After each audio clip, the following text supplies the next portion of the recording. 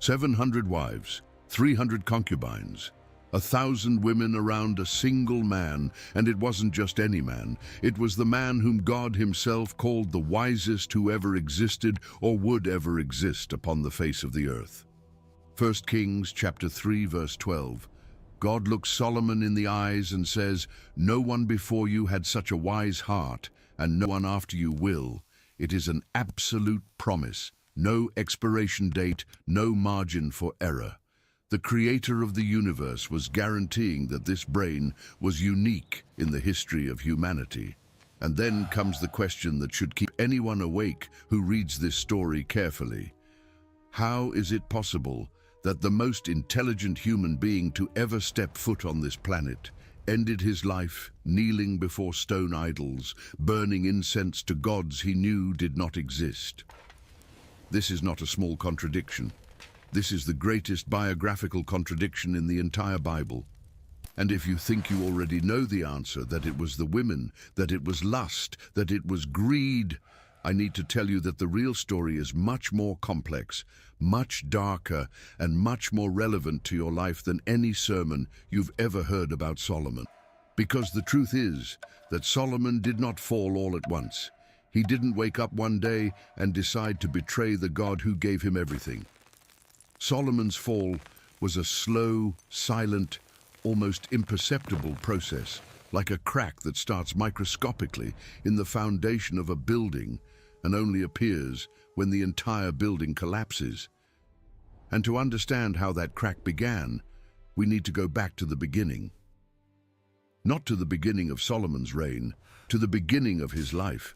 Because Solomon's story begins with blood, betrayal, and one of the most turbulent nights in the monarchy of Israel.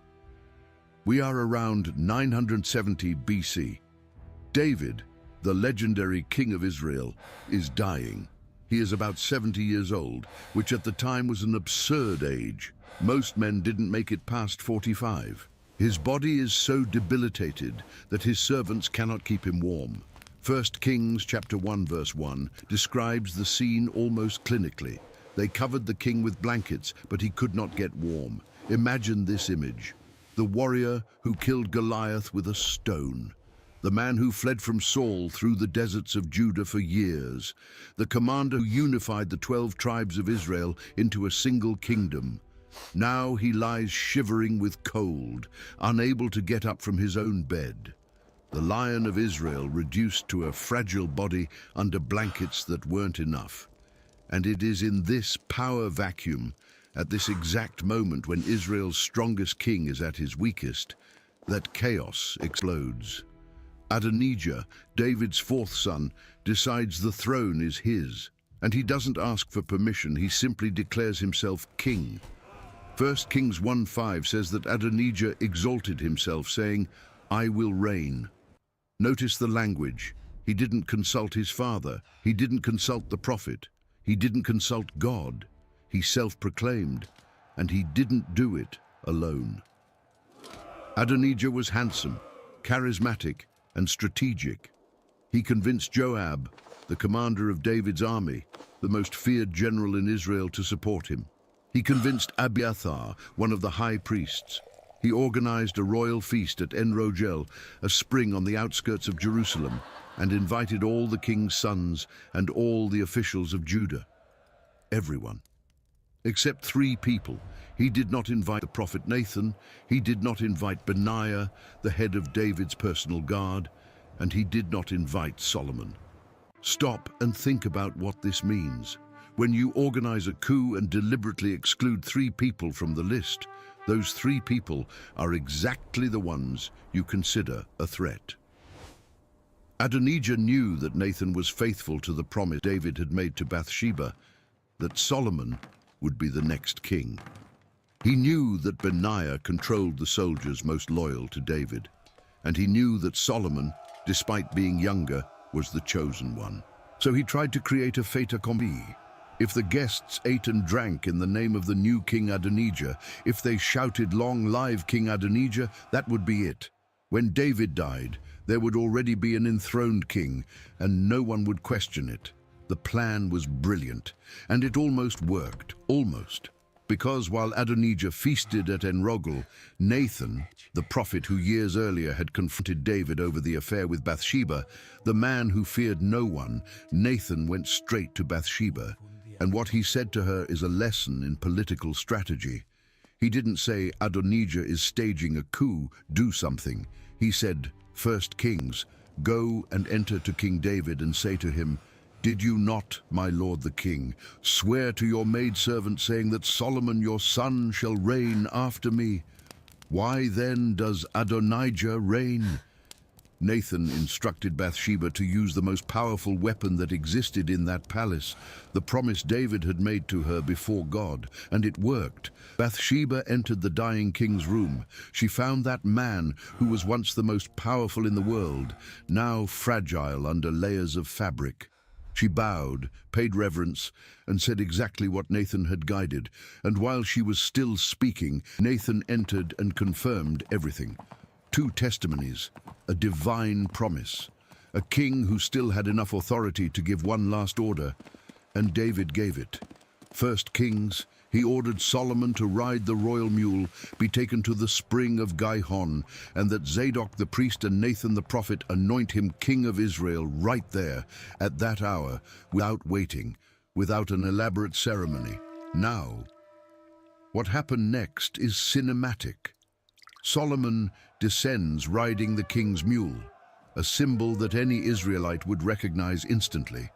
The royal mule was like the official presidential car, only the king rode it. Zadok takes the horn of oil from the tabernacle and pours it over Solomon's head.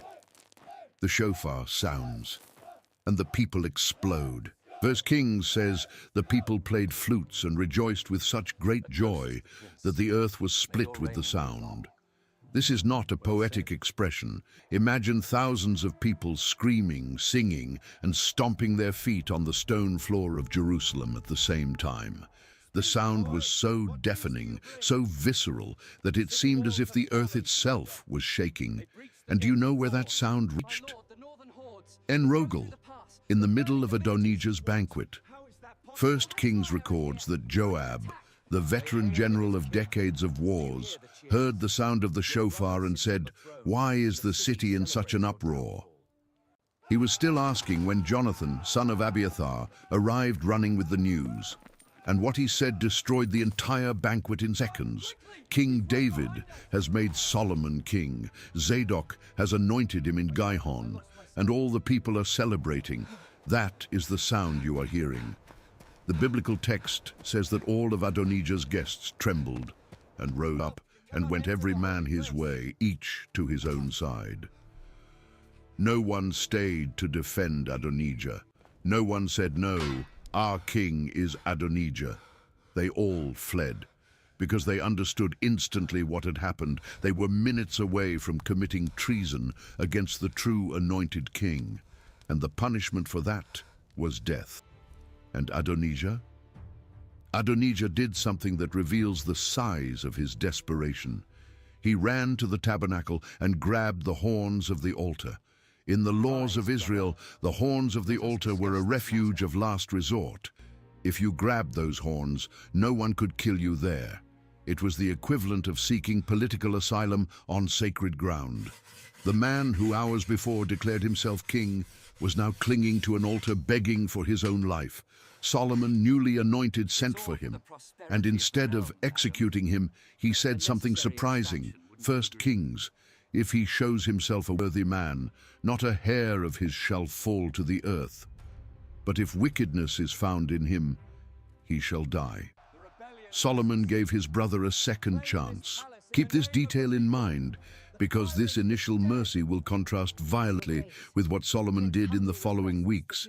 Because Adonijah did not show himself to be a worthy man, he came back. He asked Bathsheba to intercede for him with Solomon to obtain Abishag the Shunammite, the last young woman who had served as King David's companion. And here comes a detail that most people don't realize. Asking for the king's woman, even if David had never had relations with her, was a political gesture. In the ancient Near East, inheriting the previous king's woman was claiming his throne. Absalom had done exactly that years before when he took David's concubines on the palace roof in the sight of all Israel. Adonijah knew this, and Solomon knew that Adonijah knew. When Bathsheba presented the request, Solomon's reaction was instant and icy. 1 Kings, why do you ask for Abishag for Adonijah? Ask for him the kingdom also.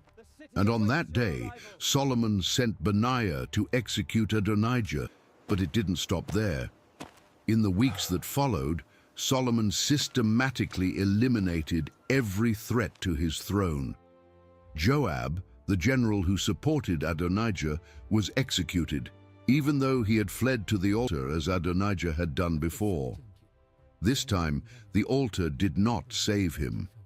Shimei, a man who had cursed King David during Absalom's revolt, received a simple order: stay in Jerusalem and do not leave. 3 years later, Shimei left to find 2 slaves who had run away. Solomon had him killed. Abiathar, the priest who supported Adonijah, was the only one who escaped with his life. Solomon exiled him to his fields in Anathoth, stripping him of the priesthood forever. 1 Kings concludes this sequence with a dry and definitive sentence: and the kingdom was established in the hand of Solomon. If you believe that Solomon was just a wise and peaceful king who built a beautiful temple, this opening of his reign should bother you. Because what we have just seen is not contemplative wisdom. It is brutal political intelligence. Solomon cleared the board with surgical precision. Each execution had a legal justification. Each move eliminated a real risk. He didn't act out of anger. He acted out of calculation. And this is fundamental to understanding who Solomon really was before God transformed that calculation into something supernatural. Because it is exactly here, with the throne secure and the blood of his enemies still fresh, that the most extraordinary moment of Solomon's life happens, and perhaps one of the most extraordinary moments in the entire Bible. Solomon went to Gibeon to offer sacrifices. Gibeon was the main high place in Israel at the time. The tabernacle was still there, and the temple did not yet exist. And the text says something impressive about the scale of Solomon's devotion. He offered 1,000 burnt offerings on that altar.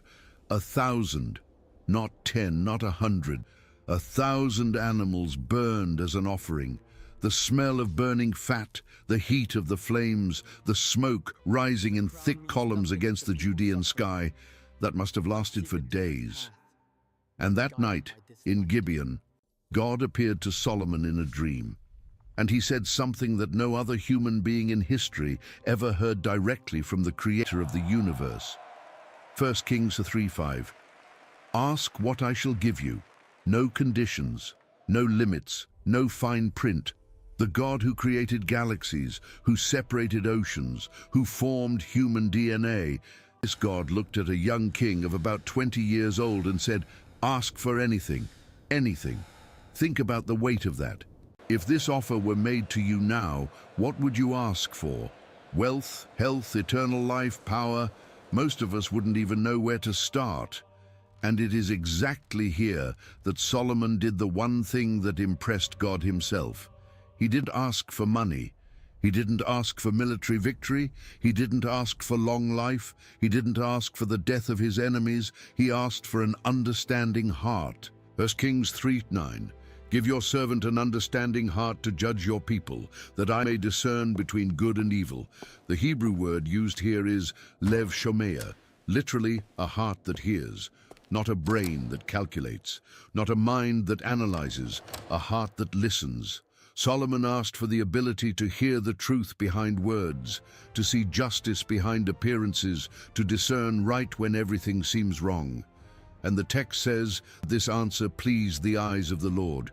God was satisfied. And when God is satisfied with a request, he doesn't just grant it, he multiplies it. 1 Kings chapter 3 verse 13, God said, I have given you a wise and understanding heart, so that there has not been anyone like you before you. nor shall any like you arise after you, and I have also given you what you have not asked, both riches and honor, so that there shall not be anyone like you among the kings all your days. Read that again. God is saying that Solomon will be the wisest man and the richest man who ever existed, simultaneously, not just in Israel, among all the kings of the earth, not just during his lifetime, in all of human history. The magnitude of this promise is hard to process, and Solomon wasn't even 30 years old yet. If you believe that wisdom is the greatest gift a human being can receive, comment, "Wisdom is everything." And this wisdom did not remain in the theoretical field. It manifested itself in a public, dramatic, and unforgettable way almost immediately. Because right after returning from Gibeon, Solomon faced his first test, and the case was impossible. Two women, two prostitutes, the text makes a point of specifying. They lived together. Both had given birth 3 days apart. During the night, one of them rolled over her own son and smothered him. She woke up, realized the baby was dead, and in the silence of the dawn, she swapped the dead baby for the other woman's living baby. When the other woman woke up in the morning and went to nurse, she realized that the cold baby in her arms was not her son. The two were brought before Solomon. There were no witnesses. There was no DNA test. There were no cameras. Two women, two contradictory testimonies, one living baby and one dead baby. Any judge in the world would have been paralyzed. And Solomon said, "First Kings, bring me a sword." And when the sword arrived, he ordered, "Divide the living child in two and give half to each one." The entire court must have frozen. The guards looked at each other. The women's faces turned pale. And then exactly what Solomon knew would happen, happened. The real mother screamed, "No, my lord, give her the living child, but please do not kill him." And the other said, "It shall be neither mine nor yours. Divide it." In that instant, Solomon knew. The real mother preferred to lose her son than to see him dead. The fake mother preferred to see the baby split in half than to admit defeat. The sword was never meant to cut the child. The sword was meant to cut the lie. First King says that when all Israel heard the judgment the king had given, they feared the king, for they saw that the wisdom of God was in him to administer justice. Not the wisdom of a man, the wisdom of God. The people looked at that young man on the throne and recognized something supernatural operating behind those eyes. And that is just the first demonstration. Because what Solomon built in the following years, the administrative system, the commercial alliances, the army, the cities, and above all, the temple, will make this judgment look simple. But here is what no one tells you about Solomon's wealth. Everyone talks about the 1,400 chariots and the 12,000 horsemen. Everyone mentions the gold and the silver. But very few people understand the real scale of what was happening in Jerusalem during this man's reign. And when you understand the numbers, the real numbers recorded in the biblical text, the image that forms is of something that should not be possible in the ancient world. Let's start with what Solomon consumed. He didn't just produce, he consumed. 1 Kings chapter 4, verse 22 and 23 lists the daily provision of the palace, daily. 30 kor of fine flour, 60 kor of common flour. 1 kor was equivalent to about 220 liters. This means that Solomon's kitchen processed more than 6,600 liters of flour per day. 10 fat oxen, 20 oxen from the pasture, 100 sheep, besides deer, gazelles, roebucks and fatted fowl. Every day, without exception. Saturdays, holidays, ordinary days. Every day this volume of food entered the palace kitchens and was prepared by an army of cooks, servants and bakers. Solomon was not just feeding himself. He was feeding a court that included thousands of employees, foreign dignitaries, guards, scribes, musicians, and their respective families. Solomon's palace functioned like a city within a city. And to sustain this daily appetite without collapsing the economy, Solomon did something David had never done. He professionalized the administration of the kingdom. 1 Kings 4:7 describes the system. Solomon divided all Israel into 12 administrative districts.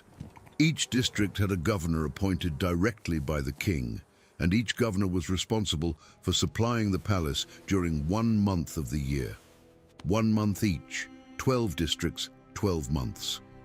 The burden was distributed so that no region would be crushed by the weight of the tribute. This seems simple, but it is an administrative revolution for the 10th century BC.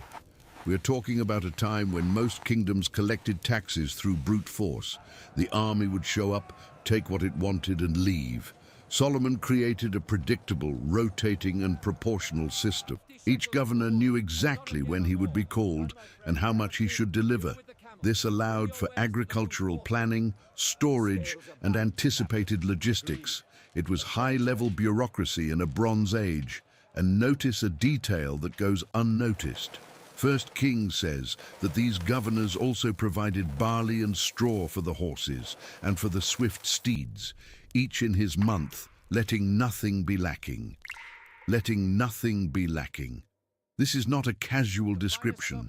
It is the record of an administrative machine working with precision. 12,000 horses need to eat every day. If the logistics fail for a week, horses die, soldiers are left without mounts, and borders are left exposed. The fact that the biblical text records that nothing was lacking is proof that the system worked. And the man who designed this system was the same man who a few years earlier judged the case of 2 prostitutes with a sword. But internal administration was just the beginning, because the true source of Solomon's wealth was not in the fields of Israel. It was in the trade routes he controlled. And to understand this, you need to look at the map.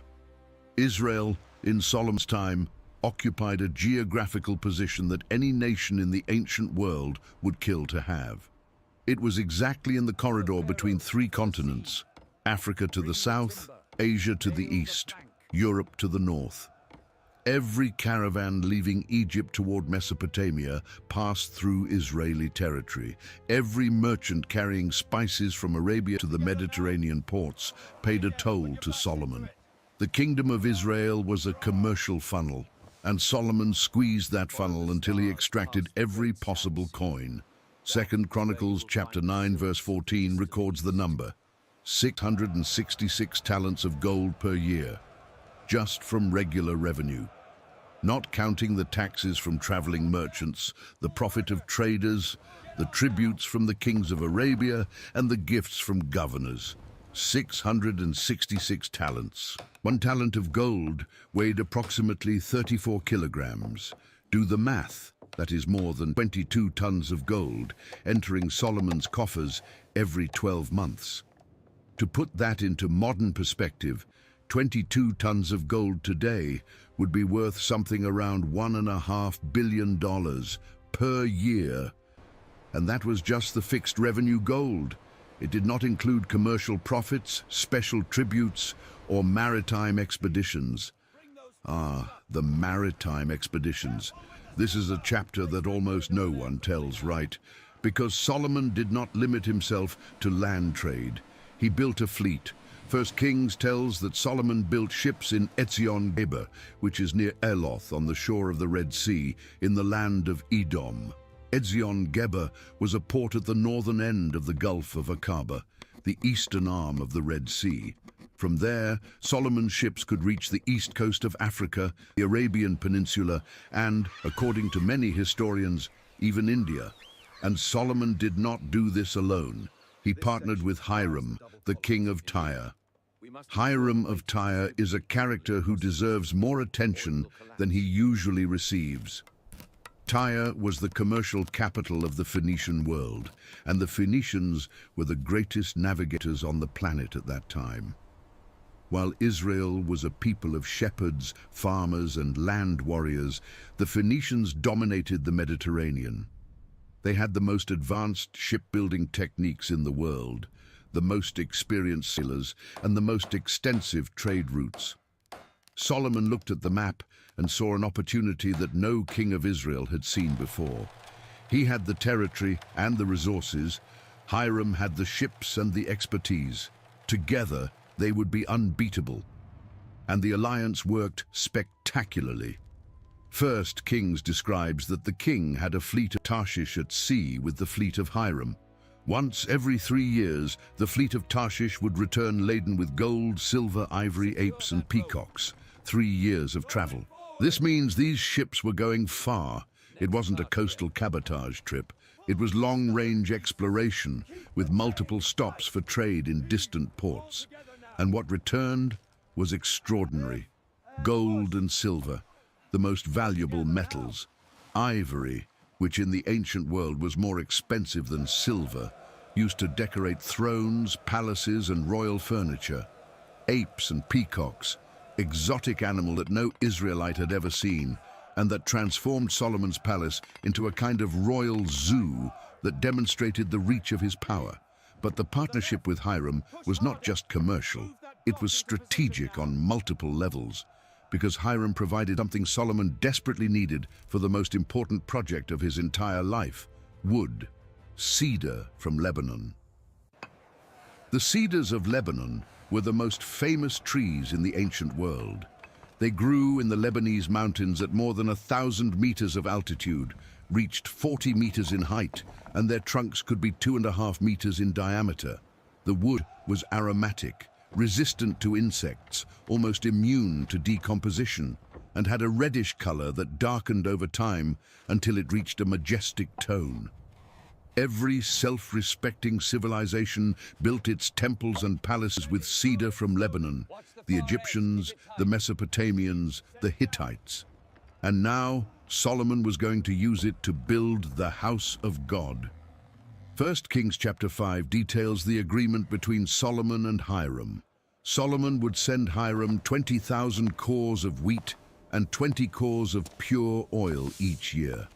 In exchange, Hiram would send logs of cedar and cypress cut in Lebanon, dragged to the coast, tied into rafts, and floated through the Mediterranean to the nearest Israeli port, from where they would be transported by land to Jerusalem.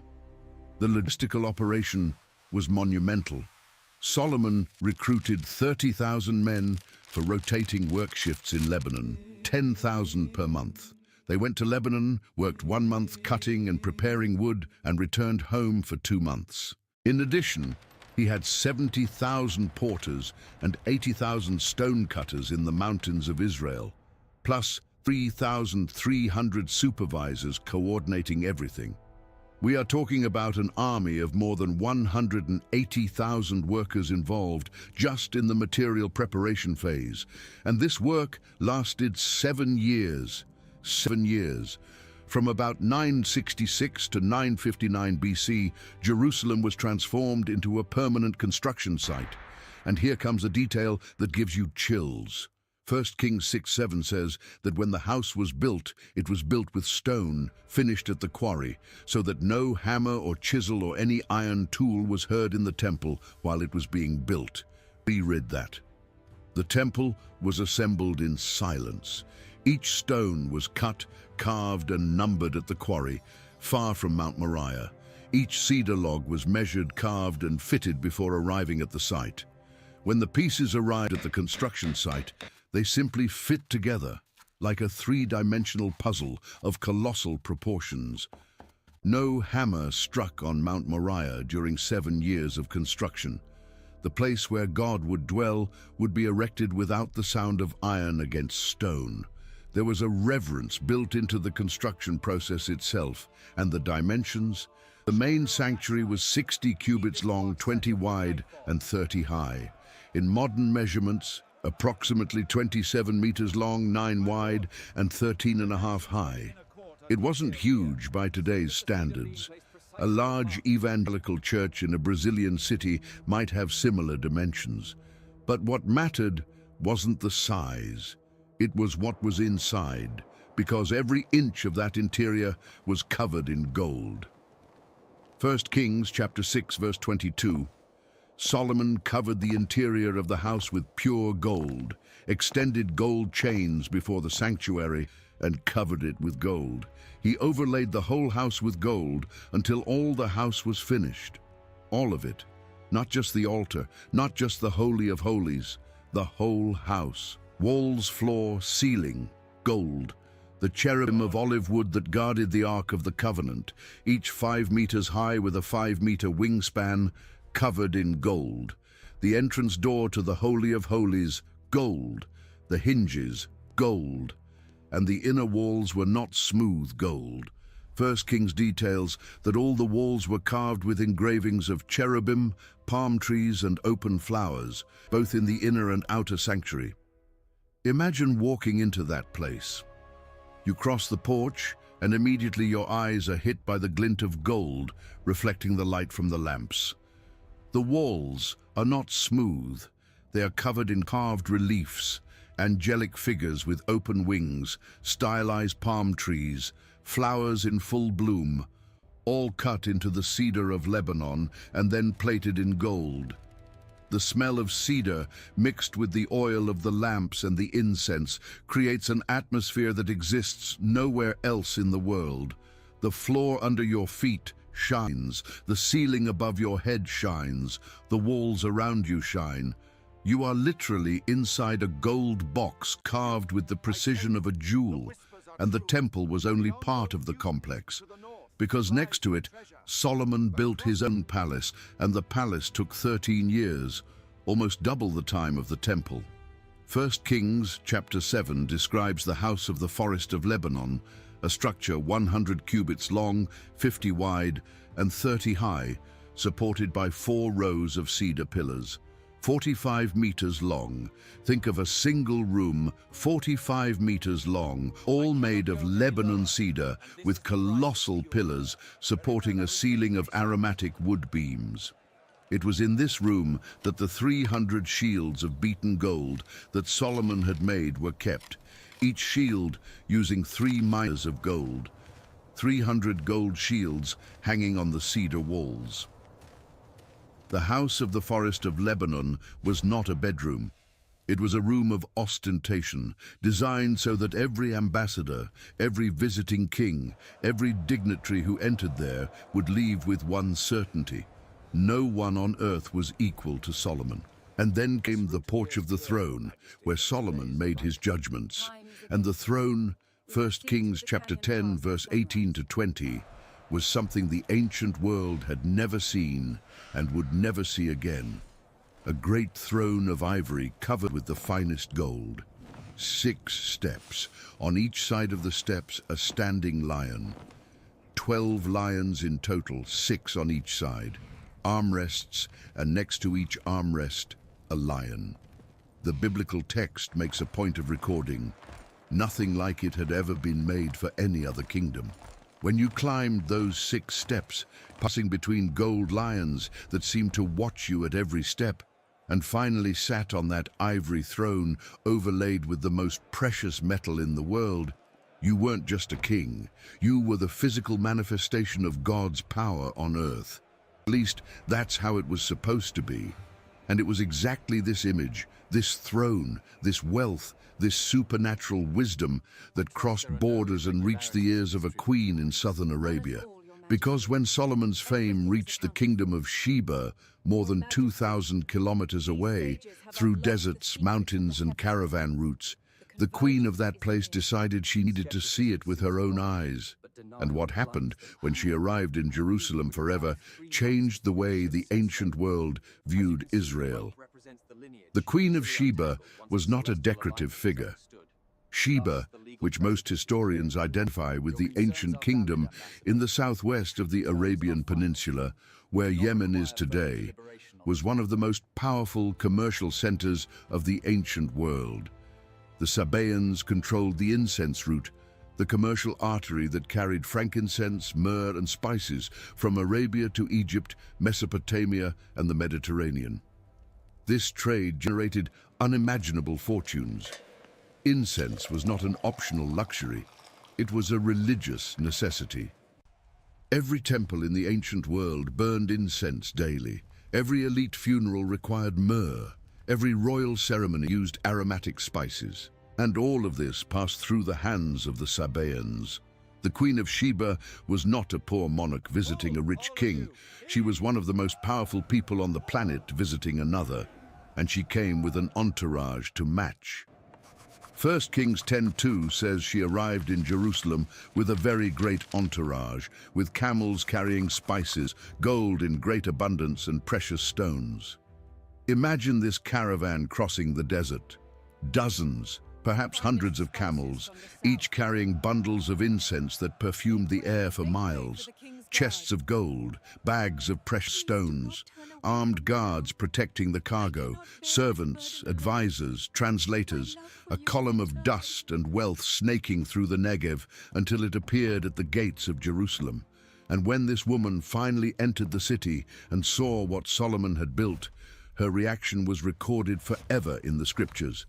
But before showing what happened, pay attention to what the text says she came to do. 1 Kings 10:1. She came to test him with hard questions. The Hebrew verb used here is nasa, to test, examine, put to the proof. The Queen of Sheba did not come for tourism. She came to audit Solomon.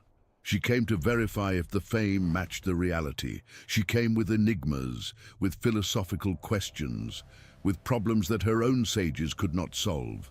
She wanted to measure the mind of that man. And 1 Kings 10:3 resolves this in a dry and devastating sentence. Solomon answered all her questions. There was nothing hidden from the king that he could not explain to her. Nothing.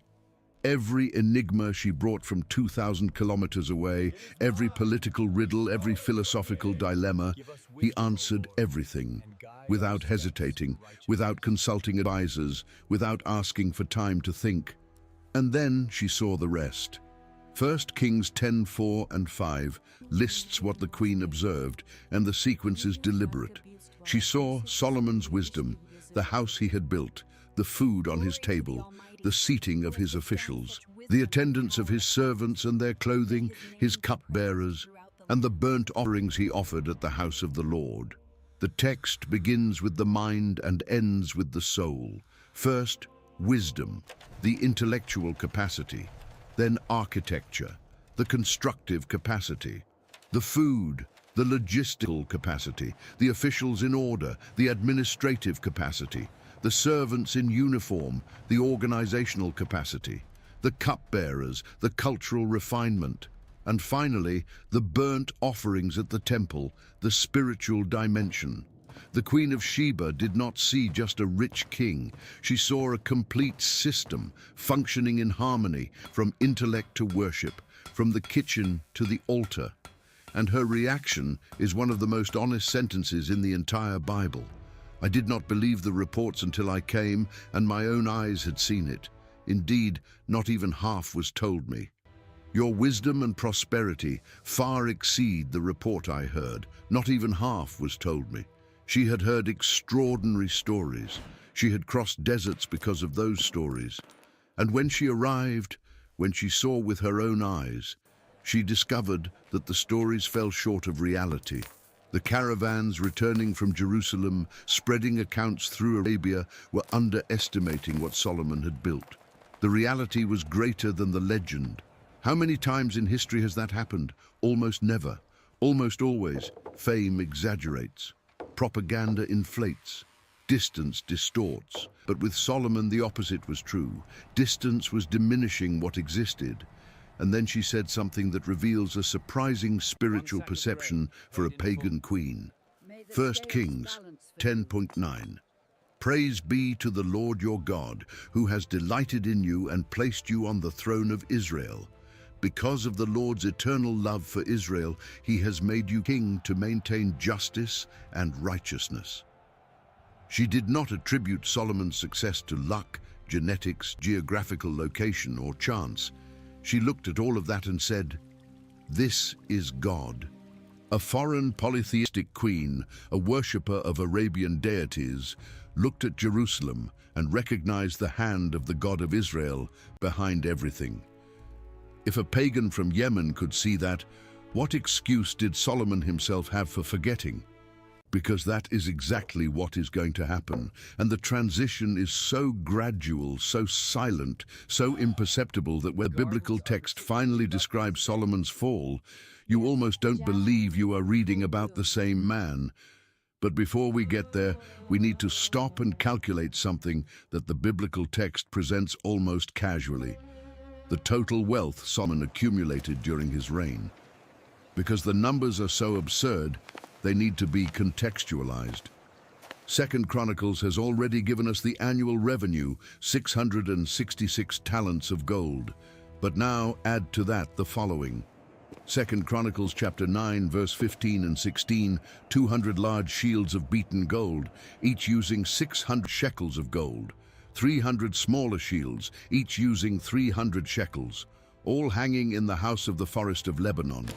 2 Chronicles chapter 9, verse 18 and 19. The great ivory throne covered with gold, with the 12 lions unparalleled in any kingdom. Verse 20. All King Solomon's drinking vessels were of gold, and all the vessels of the house of the forest of Lebanon were of pure gold. Silver was not considered of any account in the days of Solomon. Reread that sentence. Silver, which was the monetary base for most nations of the ancient world, was considered nothing. It was so common in Jerusalem that it lost its value. 2 Chronicles confirms the king made silver as common in Jerusalem as stones. Silver like stones, you stepped on it in the street. And 2 Chronicles adds that gold and silver in Jerusalem were as common as stones, and cedars were as numerous as the sycamores of the plain. Lebanon cedar, the most expensive wood in the ancient world, was treated like a common tree. Solomon's economy was so overheated that it distorted the very notion of value.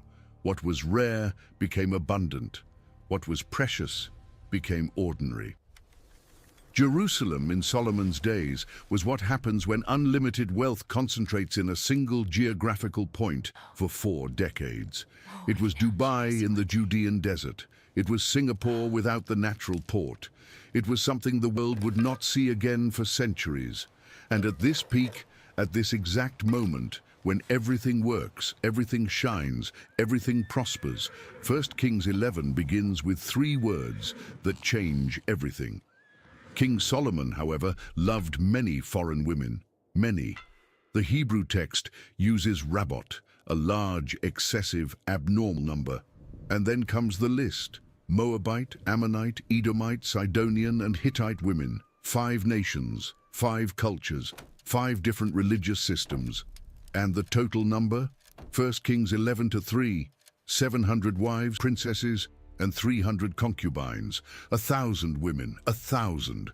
Before any modern moral judgment, understand what this number meant politically.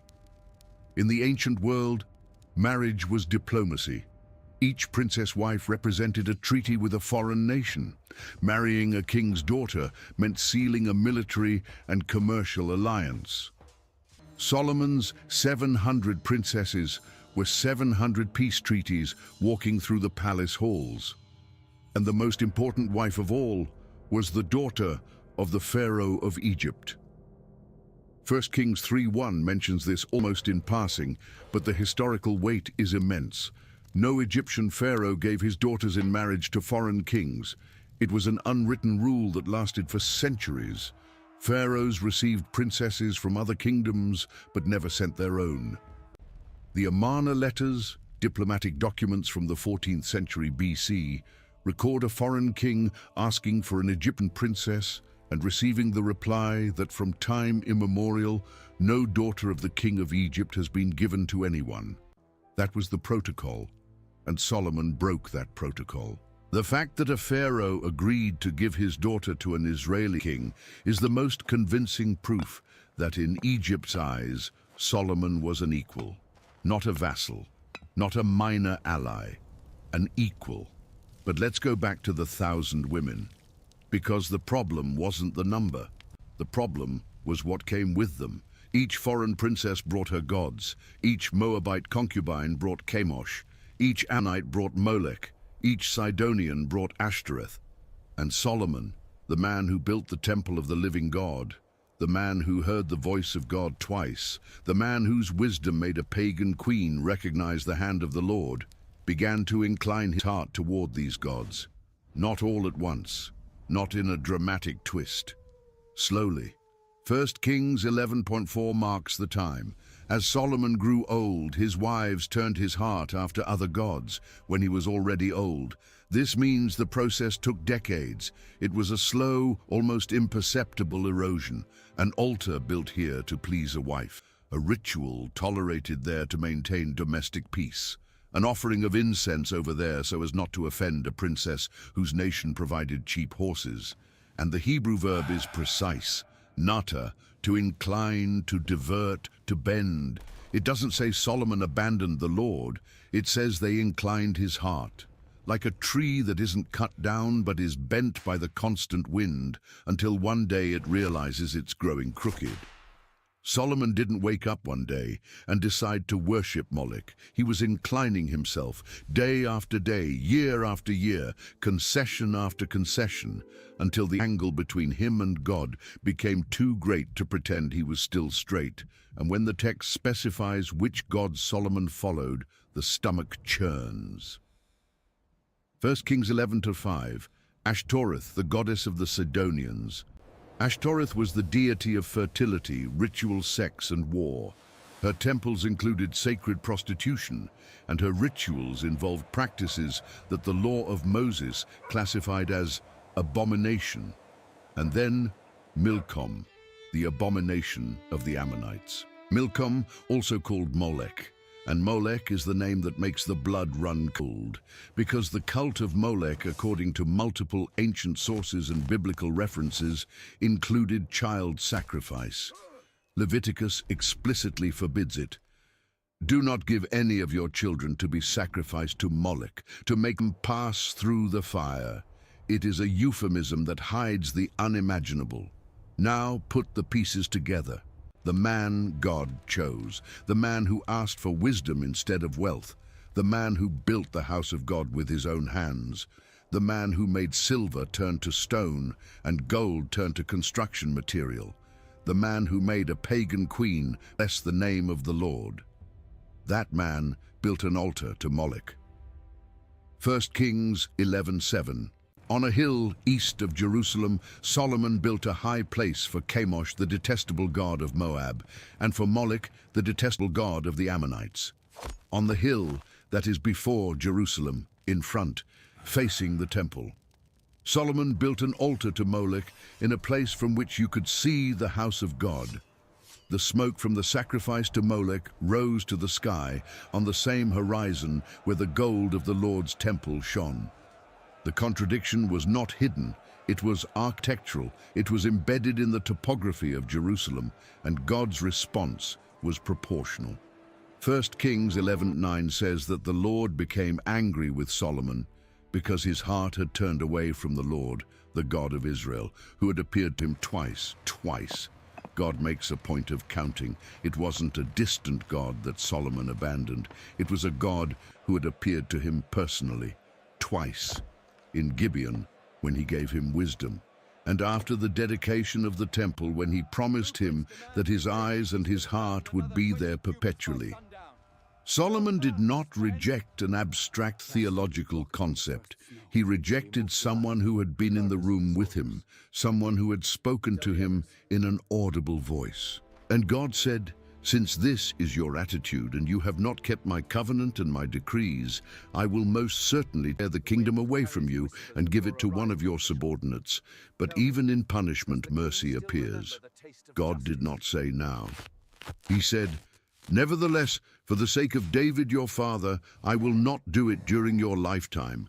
I will tear it out of the hand of your son." For the sake of David, Solomon would be spared the collapse. He would die king of a united Israel, but his son would inherit the storm. And even so, God added another clause, "Yet I will not tear the whole kingdom from him, but will give him one tribe for the sake of David my servant and for the sake of Jerusalem, which I have chosen." One tribe would remain, Judah would remain, Jerusalem would remain, because the promises made to David were greater than Solomon's sins. The messianic lineage needed to survive. The city of the temple needed to stay. The punishment would be severe but not total. The kingdom would be torn but not destroyed. And God did not wait for Solomon's death to start the pressure. First Kings marks the beginning of the problems. Then the Lord raised up against Solomon an adversary. The Hebrew uses Satan, adversary, opponent, and the first adversary had a name and a story, Hadad the Edomite, from the royal line of Edom. When David conquered Edom years before, Joab massacred every Edomite male for 6 months. But Hadad was a child and was taken to Egypt by loyal servants. He grew up in Pharaoh's court, married Pharaoh's sister-in-law, and waited. He waited decades, and when he heard that David and Joab were dead, he returned. He returned with generational hatred, with Egyptian support, and with a single mission, to make Solomon bleed on the southern border. And there was another adversary, Rezon son of Eliada, who had fled from Hadadezer, king of Zobah. Rezon gathered men around him, became the leader of a band, took Damascus, and made himself king of Syria. On the northern border there was now an organized enemy with its own capital and territorial ambition. Solomon, who for decades reigned without external threat, now faced pressure from both sides, Edom to the south, Syria to the north. The siege was closing in, and the worst adversary was still inside the house. Jeroboam, son of Nebat, was an Ephraimite from Zeredah, a young, competent, ambitious man, and Solomon had noticed. First Kings says that Solomon saw that the young man was a hard worker and put him in charge of the whole labor force of the house of Joseph, the whole load. Solomon gave Jeroboam logistical control over the tribes of Ephraim and Manasseh, the two most populous and restless tribes of the north. It was like handing command of an army to a man you should have been watching. And it was exactly during this period, while Jeroboam was managing the forced labor in the north, that something happened on a road outside Jerusalem. The prophet Ahijah of Shiloh met Jeroboam on the way. The two were alone in the field. Ahijah was wearing a new cloak, and without warning, without introduction, without ceremony, the prophet took the cloak off his own body and tore it into 12 pieces, 12, one for each tribe of Israel. And he said to Jeroboam, "Take 10 pieces for yourself, for this is what the Lord, the God of Israel, says. See, I am going to tear the kingdom out of Solomon's hand and give you 10 tribes. 10 tribes for Jeroboam, 1 tribe for Solomon's son, 1 tribe, Judah, preserved for the sake of David and Jerusalem." The math is brutal. 10 against 1. The kingdom that David unified with blood and that Solomon consolidated with gold would be split in a 10-to-1 proportion. And Ahijah did not stop at the division. He explained the terms. He said to Jeroboam, "If you do whatever I command you and walk in obedience to me and do what is right in my eyes by obeying my decrees and commands, as David my servant did, I will be with you. I will build you a dynasty as enduring as the one I built for David." The same offer, the same conditions, the same promise God had made to Solomon decades earlier in Gibeon. Obedience in exchange for eternal blessing. God was offering Jeroboam exactly what Solomon wasted, a second chance using a new man, a new dynasty to replace the one that had become corrupt. The question that hangs over this promise is whether Jeroboam will repeat the mistake. And the answer is already written in the books of Kings, but for now it belongs to the future. What belongs to the present is Solomon's reaction when he heard of Ahijah's prophecy. First Kings. Solomon tried to kill Jeroboam. Kill. The wisest king in history, the man who judged the case of the two mothers with supernatural discernment, the author of 3,000 proverbs on justice and prudence, upon learning that God had chosen a successor, his reaction was murder. He did not repent. He did not tear his clothes. He did not fall on his knees in the temple he himself built to ask for forgiveness. He ordered the death of the man God had anointed. If you want the exact measure of how far Solomon had drifted from who he was in Gibeon, it is here. The young man who asked for wisdom became the old man who tried to kill a prophet fulfilling a divine order. Jeroboam fled to Egypt, the court of Shishak, Pharaoh of Egypt. The same Egypt that had been Solomon's ally through marriage to the previous Pharaoh's daughter. The alliances were reversing. Egypt now harbored the enemy of the throne of Israel, and Jeroboam waited there until Solomon's death. He waited as Hadad had waited before him. Egypt was the place where Israel's adversaries stayed in hibernation, growing in silence, accumulating resentment and plans until the right moment arrived. But there is something the biblical text almost hides between the lines of the political narrative, something most people ignore when talking about Solomon. And it is perhaps the most disturbing part of this entire story. At some point during these years, we don't know exactly when, we don't know if it was before or after the fall, we don't know if it was during or after repentance, Solomon wrote. And what he wrote survived everything. It survived the schism, it survived the exile, it survived the destruction of the temple he built, it survived 2,500 years of history, and it continues to be read today by billions of people. Proverbs, Ecclesiastes, and the Song of Solomon. 3 books, 3 records of a mind that operated at frequencies most human beings never reach. Proverbs is the book of order. It is Solomon at his peak, organizing the moral universe into short, sharp, memorable phrases. The fear of the Lord is the beginning of wisdom. Trust in the Lord with all your heart and lean not on your own understanding. Train up a child in the way he should go, and when he is old, he will not depart from it. Every proverb is a blade. Each phrase condenses decades of human observation. There are 3,000 proverbs attributed to him by the biblical text, of which a few hundred survived in the canon. And the irony that bleeds from every page is that the man who wrote, "Do not let your heart turn to her ways," referring to the strange woman, was turned by exactly that. He catalogued humanity's mistakes with surgical precision and then committed every one of them. Song of Solomon is the opposite of Proverbs. If Proverbs is the mind calculating, the song is the heart exploding. It is erotic, romantic, burning poetry, a dialogue between a beloved and a lover that Jewish and Christian tradition interpreted as an allegory of the love between God and his people.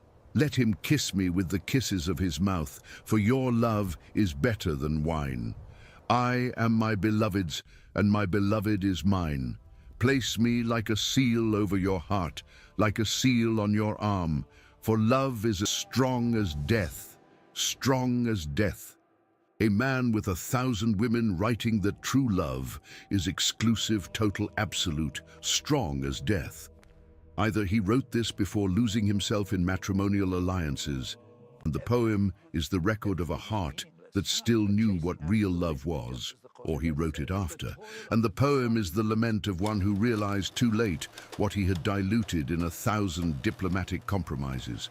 In both cases, it hurts. But it is Ecclesiastes that destroys any defense. Ecclesiastes is the book of a man who had everything, literally everything, and who sits at the end of his life to take stock. And the verdict is the most famous word in all wisdom literature, Havel, vanity. Vanity of vanities, says the preacher. Vanity of vanities. All is vanity. The Hebrew word havel doesn't exactly mean vanity in the modern sense. It means vapor, breath, something that dissipates, something you try to hold and it slips through your fingers, something that looks solid from afar and reveals itself as smoke up close. And Solomon applies this diagnosis to absolutely everything. I, the preacher, was king over Israel in Jerusalem. I applied my heart to seek and to search out by wisdom concerning all that is done under heaven. I built houses for myself. I planted vineyards. I made gardens and orchards. I made pools of water. I acquired male and female servants. I had greater possessions of herds and flocks than all who were in Jerusalem before me. I gathered for myself silver and gold and the special treasures of kings and of the provinces. I provided myself with male and female singers and the delights of the sons of men. Many concubines. He lists everything he accumulated, every achievement, every construction, every pleasure.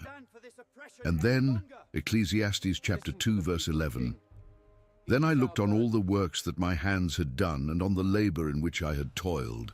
And indeed all was vanity and grasping for the wind. There was no profit under the sun, no profit, zero. The man who turned silver into stone and cedar into common wood, the man who made the Queen of Sheba lose her breath, the man whom ancient history could not stop quoting. That man looked at everything he built and said it was worth nothing. Not because it was a lie, not because it hadn't happened, but because it was vapor. Because in the end, the wise man dies like the fool. Because in the end, everything you built is left to someone who might not deserve it.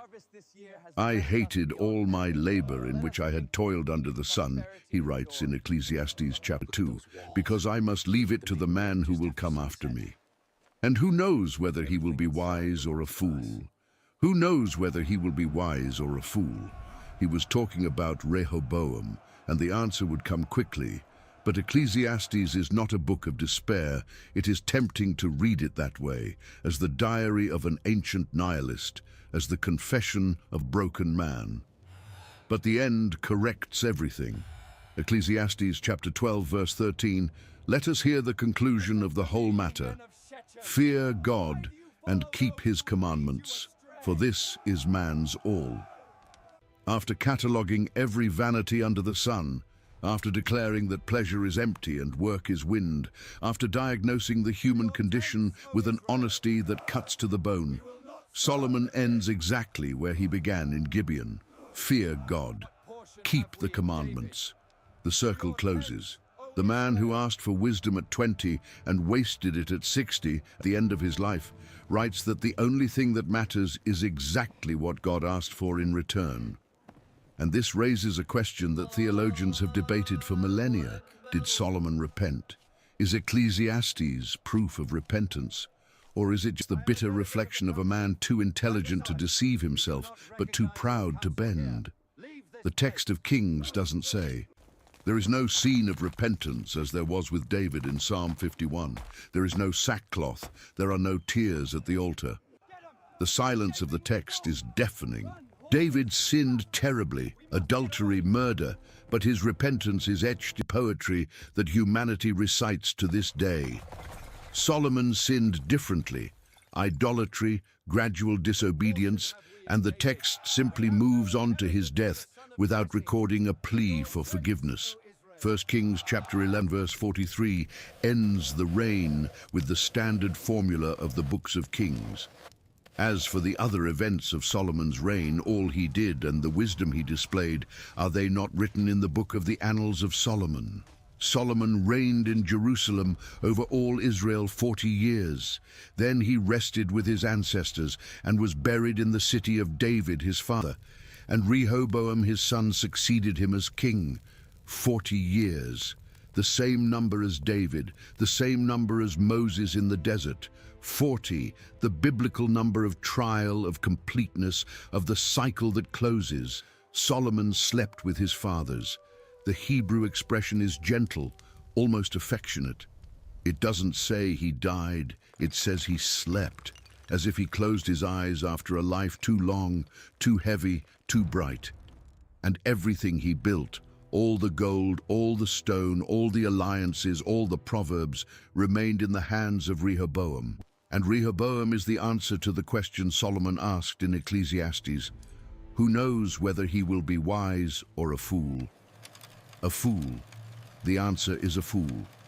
Because when the northern tribes came to Rehoboam in Shechem asking relief from the burdens Solomon had imposed, the taxes, the forced labor, the corvées that sustained the palaces and the fleets, Rehoboam had a choice. A single choice that would define the fate of a nation. The old advisors, those who had served Solomon, said, lighten the load. If today you will be a servant to this people and serve them, they will be your servants forever. The advice was simple: humble yourself, yield, govern by serving. Rehoboam rejected this advice, and he consulted the young men who had grown up with him, who had never seen war, who had never sweated on a construction site, who had never felt the weight of a real crown. And the advice of the young men was the exact opposite. 1 Kings chapter 12, verse 11.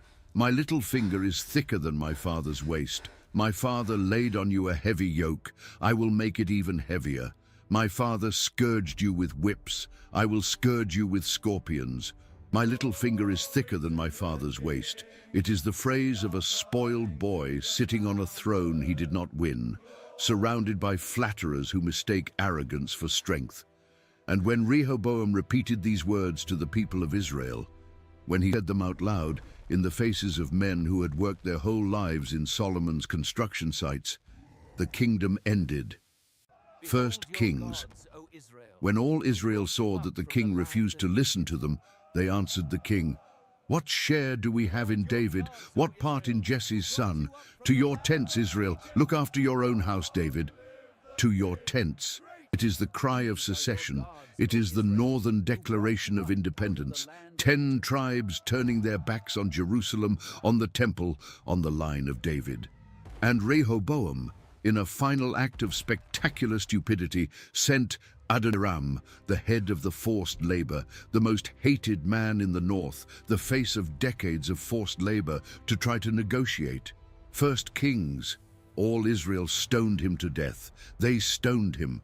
The king's envoy was killed with stones, and Rehoboam quickly mounted his chariot and fled to Jerusalem. The king fled. David's grandson, Solomon's son, fled from his own people like a criminal. And so, in a matter of days, everything Solomon spent 40 years building broke in half. 10 tribes to the north under Jeroboam, 1 tribe to the south under Rehoboam. Ahijah's prophecy fulfilled in every detail. The cloak torn into 12 pieces was now the political map of a divided nation. Israel would never be united again. Never to this day. The northern kingdom would last a little over 200 years before being destroyed by Assyria in 722 BC. The southern kingdom would survive until 586, when Nebuchadnezzar would raise Jerusalem and burn Solomon's temple to the foundations. That temple that took 7 years to build, those walls covered in gold, those olive wood cherubim, that holy of holies where God's glory descended like a cloud, everything would turn to ash and rubble. And the hill where Solomon built Moloch's altar? Later prophets would call it Topheth, the place of burning. Josiah, king of Judah, generations later, would deliberately defile that place, filling it with human bones so it could never again be used for sacrifice. But the damage was already done. The wound Solomon opened in Israel's spiritual soul never fully healed. Every king of Judah who did not remove the high places was perpetuating what Solomon inaugurated. Every idol tolerated in Jerusalem was a descendant of that first concession, that first altar the wise king built to please a foreign wife. But the cruelest irony of this story is not in Rehoboam, it is in Jeroboam. Because Jeroboam received exactly what Solomon had received in Gibeon, a divine offer with clear conditions. God said to him through Ahijah, "Walk in my ways, keep my commandments, and I will build you a firm house as I built for David." The same words, the same structure, the same conditional promise. And Jeroboam, the man God chose to replace the dynasty that failed, did exactly what Solomon did. He failed, only he failed faster and in a more grotesque way. 1 Kings chapter 12, verse 28 reveals the reasoning. Jeroboam thought to himself, "If these people go up to Jerusalem to offer sacrifices at the house of the Lord, their heart will turn back to Rehoboam, and they will kill me." Fear. It wasn't theology that moved Jeroboam. It wasn't ignorance. It was pure political calculation. He looked at Solomon's temple in Jerusalem and saw a threat.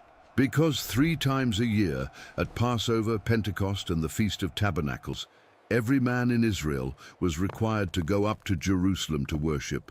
This meant that 3 times a year his subjects would enter Rehoboam's territory, see the temple gleaming in gold atop Mount Moriah, feel the spiritual gravity of that place, and perhaps not return.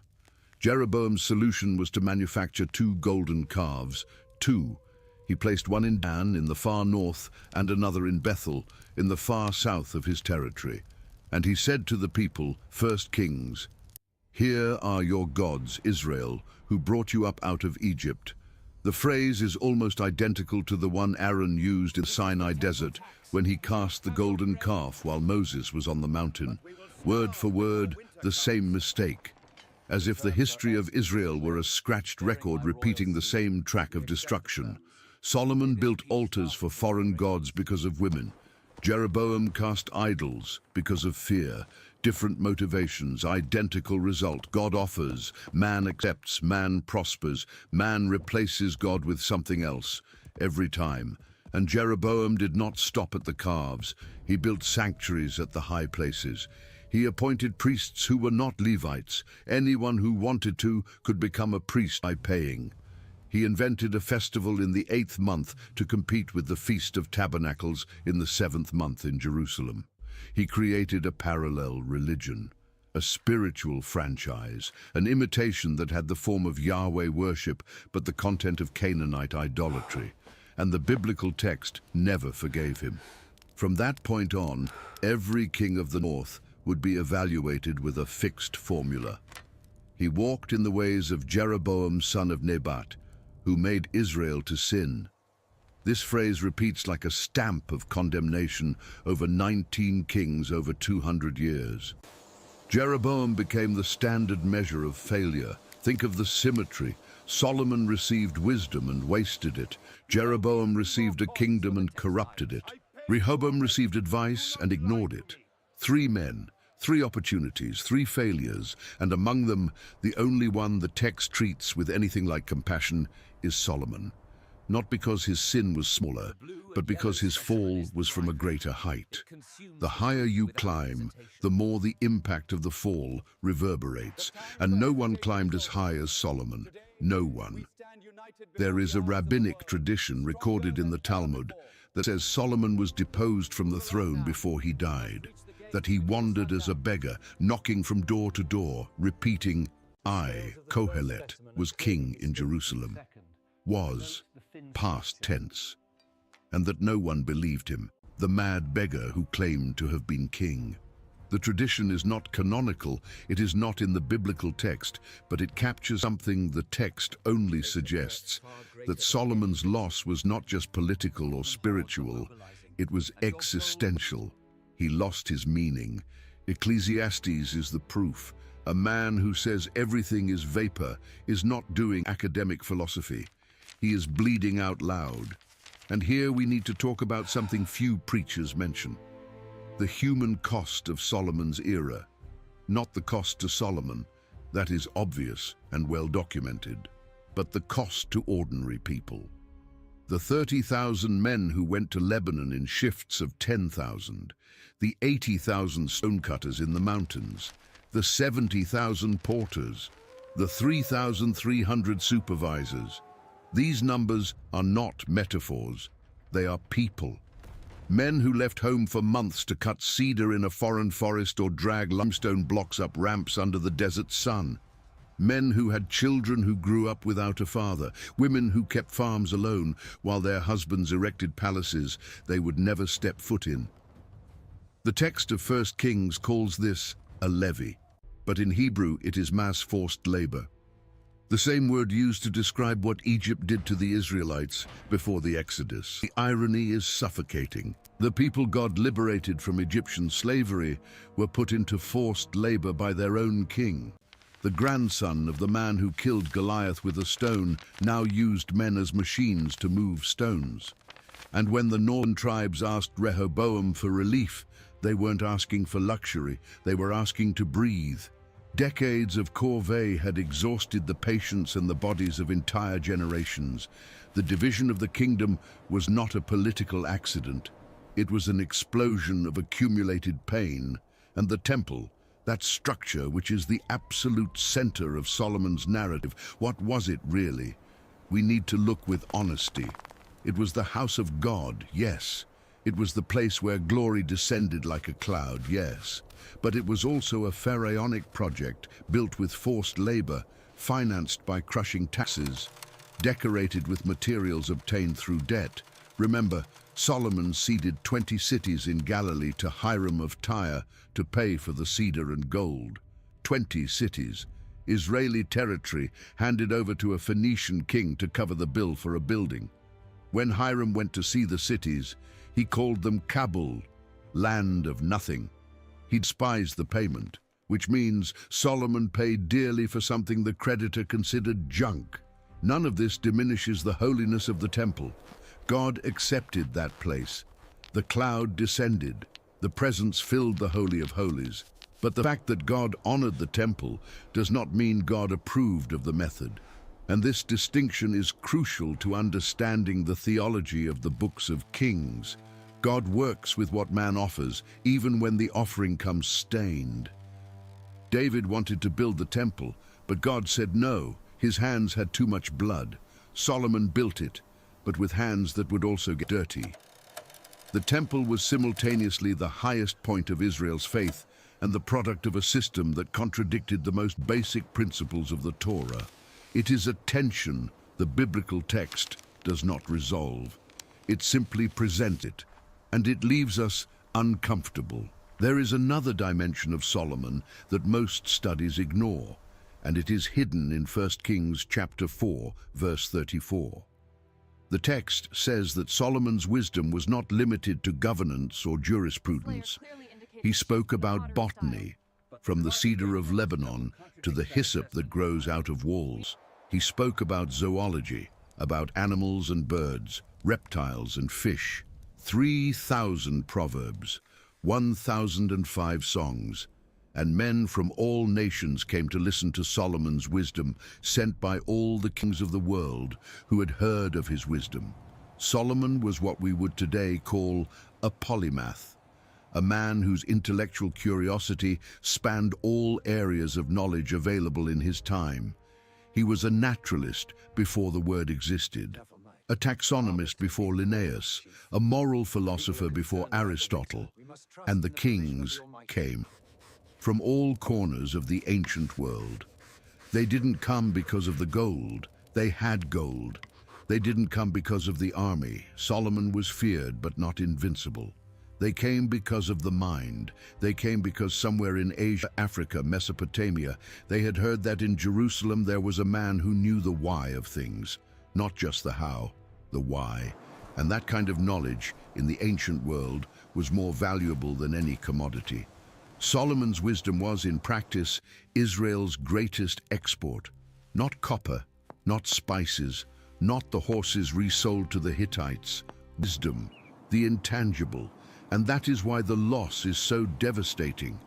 When Solomon fell, Israel didn't just lose a competent king. It lost the intellectual epicenter of the ancient world. It lost the reason nations lined up at the door.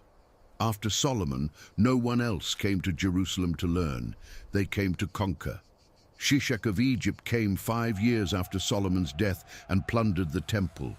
He took the gold shield Solomon had made, those 200 large shields and 300 small shields of beaten gold that were in the house of the forest of Lebanon.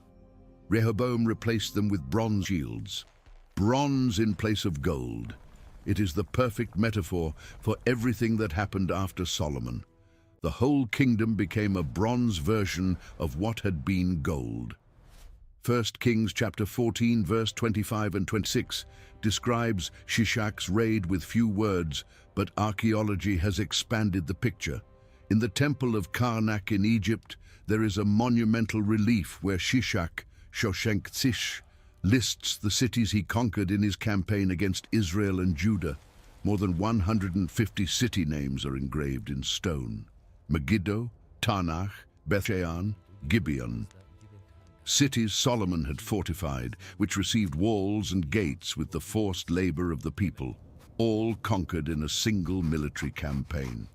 The walls did not hold, the gates did not protect, because Israel's true defense was never stones, it was the covenant with God.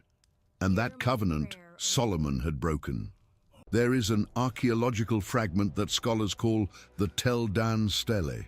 It was found in 1993 in northern Israel, and it contains an Aramaic inscription from the 9th century BC, about a century after Solomon. In the inscription, an Aramean king celebrates a military victory and mentions the house of David, Beit David. It is the first extra-biblical reference to the Davidic dynasty, the first confirmation outside the Bible that David was not a legend, and by extension, the first confirmation that the kingdom Solomon inherited existed outside the sacred pages. This broken stone, partially illegible, found in fragments reused as construction material, is proof that the story we are telling is not theological fiction. It happened, on the ground, in stone, in the memory of the enemies who also recorded it. But the archaeological evidence for Solomon specifically is more complicated. For decades, archaeologists attributed to Solomon the famous six-chambered gates found in Megiddo, Hazor, and Giza, exactly the three cities' first kings says he fortified. The correspondence seemed perfect. Identical plan, three cities, exactly as the biblical text describes. But starting in the 90s, a new generation of archaeologists, led by Israel Finkelstein of Tel Aviv University, challenged this dating. Finkelstein argued that the gates were from 9th century, not the 10th, from Ahab, not Solomon. The debate continues to this day and divides biblical archaeology into two camps that sometimes seem more like theological factions than scientific schools. What is not in debate is that Jerusalem in the 10th century BC was significantly smaller than the biblical text suggests. Excavations in the city of David, the original Jerusalem, that narrow strip of land between the Kidron Valley and the Tyropoeon Valley, reveal a city that at the time of Solomon would have been between 10 and 12 hectares, small by ancient world capital standards, smaller than many Canaanite cities of the Bronze Age. This led some scholars to argue that Solomon was, at best, a glorified tribal chief, and that the entire narrative of wealth and grandeur is a retroactive projection of later scribes. But this reading ignores something fundamental. Jerusalem was small, yes, but Solomon's territorial control extended from Etzion Geber in the Gulf of Aqaba to Hamath in Syria. The capital may have been modest, but the kingdom was not. Rome in the 8th century BC was also a village of mud huts on swampy hills, and no one uses that to deny that the Roman Empire existed. The size of a capital doesn't always reflect the reach of those who rule from it. And recent discoveries at Khirbet Qeiyafa, a 10th century fortress overlooking the Elah Valley, the same valley where David faced Goliath, show that centralized administration in the period of David and Solomon was more sophisticated than minimalists supposed. Inscriptions, urban planning, casemate walls. It's not a tribal camp, it's a state. The truth probably lies in the middle. Solomon existed, he ruled, he built, but perhaps not on the hyperbolic scale the text presents, because the biblical text is not an accounting report. It is narrative theology. It exaggerates upward when it wants to show blessing and downward when it wants to show judgment. The gold may not have been so abundant, the silver may not have been as common as stones, but something extraordinary happened during those 40 years. Something that impressed the ancient world enough that peoples from Mesopotamia to North Africa recorded the existence of a kingdom in Jerusalem that, for a brief moment, was too big to ignore. And perhaps that is exactly what makes Solomon so disturbing as a biblical figure. He is not Moses, who never entered the Promised Land. He is not David, who sinned but was called a man after God's own heart. He is not Job, who suffered without guilt and was restored twofold. Solomon is the man who received everything, literally everything a human being can desire, and yet it was not enough. And the biblical text presents him without disguise, without hagiography, without an attempt to protect his reputation. It shows the humble youth and the idolatrous old man, wisdom and stupidity, the temple and the altar of Moloch, in the same man, in the same life. And it is this brutal honesty that separates the Bible from any other ancient text. Pharaohs never recorded defeats on the walls of their temples.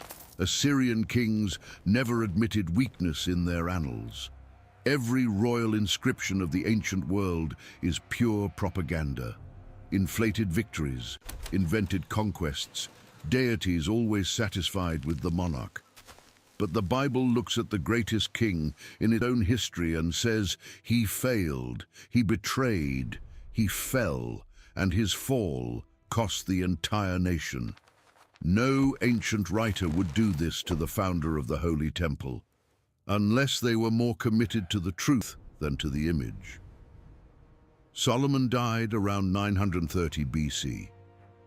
He was about 60 years old, perhaps a little more. He ruled from the age of 20, approximately. 40 years on the throne, the first half in a meteoric rise, the second half in a silent decline. And when his eyes closed for the last time, in that bed in some room of the palace that took 13 years to build, what did he see? What passed through the mind of the wisest man in history in his final moment? Did he see the face of God appearing in Gibeon, young, scared, asking only for wisdom? Did he see the temple on the day of dedication, the cloud filling the sanctuary, the people on their knees? Or did he see the altars on the Mount of Olives, the incense rising to Ashtoreth, the bronze eyes of Molech shining with the reflection of the fire? We don't know. The text doesn't say. And this silence is Solomon's last lesson. Because the Bible, which records the final thoughts of Jacob, the final blessings of Moses, the last psalm of David, the last cry of Samson, this same Bible does not record a single final word from Solomon. He simply slept with his fathers, as if the narrator had decided he had already shown enough, that any more words would be too much mercy or too much cruelty, and that the reader, you, should be left alone with the weight of this story to decide for yourself what it means. Because in the end, Solomon's story is not about Solomon. It is about the question God asked in Gibeon, "Ask what I shall give you," and about what happens when the right answer at the right time is not enough to sustain an entire life. It is about the distance between knowing and doing. Between writing "guard your heart," for everything you do flows from it, and not guarding your own heart. Between building a house for God and then building a house for Molech on the hill next door. Solomon's wisdom was never the problem. The problem was that wisdom without obedience is just intelligence. And intelligence without character is the most dangerous instrument there is. But the story doesn't end with Solomon's death. Biblical stories never end where you think they end. Because there is an entire book in the canon, it functions as the posthumous confession of a man who realized too late what he had done. Ecclesiastes. In Hebrew, Kohelet, the one who gathers, the one who summons the assembly. And the first line is already a punch. The words of the preacher, the son of David, king in Jerusalem. Son of David, King Jerusalem. It's not an anonymous signature. It's a man pointing to himself and saying, "Pay attention, because what I'm going to tell you cost everything I had." Vanity of vanities, says the preacher. Vanity of vanities, all is vanity. The Hebrew word is not vanity in the sense of narcissism. It is hevel, vapor, breath, smoke that dissipates before you can hold it. And Solomon is not saying that life is useless. He is saying that life is uncontrollable, that you can build, accumulate, plan, conquer, and in the end, the wind takes it. Not because the effort has no value, but because the effort has no guarantee. And a man who built the most sacred building in human history and then saw his own son destroy half the kingdom in one afternoon knows exactly the weight of that word. Hevel. Everything you built can turn to smoke tomorrow. Ecclesiastes chapter 2 is the most autobiographical chapter. Solomon lists, and the list is methodical, almost obsessive, everything he tried. I said in my heart, "Come now, I will test you with mirth." He tried pleasure. I made my works great. I built houses, I planted vineyards, I made gardens and orchards. He tried construction. I also gathered for myself silver and gold and the special treasures of kings and of the provinces. He tried wealth. I acquired male and female servants and had servants born in my house. Yes, I had greater possessions of herds and flocks. He tried power. Whatever my eyes desired, I did not keep from them. He tried total freedom. And after listing every possible human experience, every pleasure, every achievement, every accumulation, the verdict. Then I looked on all the works that my hands had done, and on the labor in which I had toiled, and indeed all was vanity and vexation of spirit. The expression vexation of spirit in Hebrew is reut ruach, literally herding the wind, imagine. The wisest man of the ancient world, sitting probably on that same ivory throne with 6 steps and 12 lions, looking back and describing his whole life as an attempt to herd the wind. Have you ever tried to hold the wind? Have you ever tried to give orders to the air? That is what Solomon says he did for 40 years. He ran after something that cannot be grasped. And the tragedy is not that he failed. It is that he knew from the beginning that he would fail.